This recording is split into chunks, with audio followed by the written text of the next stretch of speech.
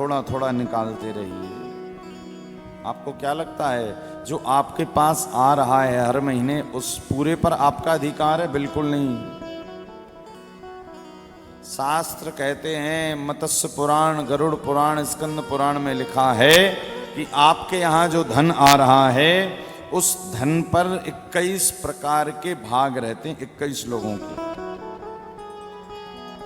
गाय का, कुत्ते का, मछली का, पृथ्वी का, जल का, धर्म का, मंदिर का, रोगी का, दिव्यांग का, ऐसे शास्त्रों ने 21 भाग बताए हैं। तो 21 तो आप कहां कहां जाएंगे? इसी कारण कहा उसका दशांश आप निकालते रहिए। भाई वास्तव में विचार करिए ना, आपके पास जो धन आ रहा है, शास्त्र भागवत में लिखा है वो धन, वो लक्ष्मी मैया किसकी पत्नी है? भगवान नारायण की। वो चाहे तो दें और चाहे तो ना दें।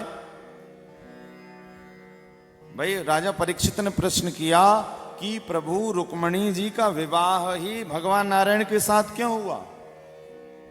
क्योंकि रुक्मणी किसका स्वरूप है? लक्ष्मी का। और याद रखिए, लक्ष्मी का वर्ण हमेशा भगवान नारायण ही कर सकते हैं, दुनिया में और कोई नहीं कर सकता। इसी कारण हो सके तो लक्ष्मी पुत्र बनिए, लक्ष्मी को अपनी पुत्री बनाइए, किंतु शास्त्र कहते लक्ष्मीपति कभी मत बनिए,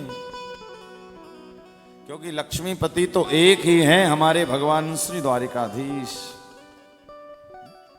लक्ष्मी को पुत्री बना लो, पुत्री बनाकर उसकी सेवा करो, और जब धीरे धीरे बड़ी हो जाए, यानी आपके घर में जब लक्ष्मी बढ़ जाए, तो उसका समय अवसर पर दान करो।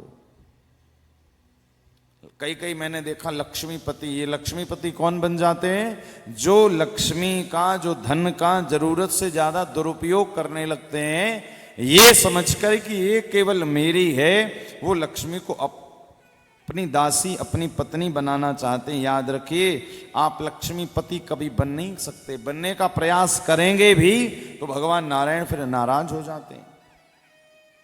फिर भगवान नारायण जो पति बनने का प्रयास करता है उसे कभी नहीं देते। इसी कारण हमारे शास्त्रों में दान की महिमा है, सेवा की महिमा है। नियम तो ये है कि पहले घर में धन आए उसका 10वां हिस्सा पहले ही निकाल दो।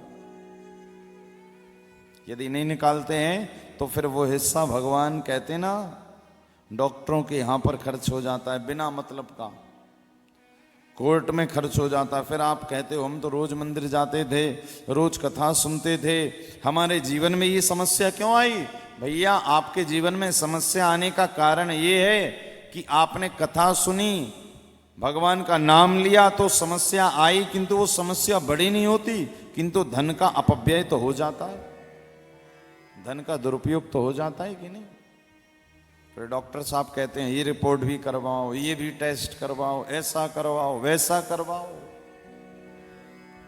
जमाने भर के टेस्ट लिखते जाते हैं। और महाराज टेस्ट करवाते करवाते करवाते आपका धन दुरुपयोग यानी ह्रास होने लगता है, यानी शरीर भी गया, धन भी गया, ना तो शरीर काम का न धन काम का। इसी कारण शास्त्र कह रहे हैं समय रहते यदि भगवान ने दिया है तो उसका दोनों हाथों से दान कर दीजिए।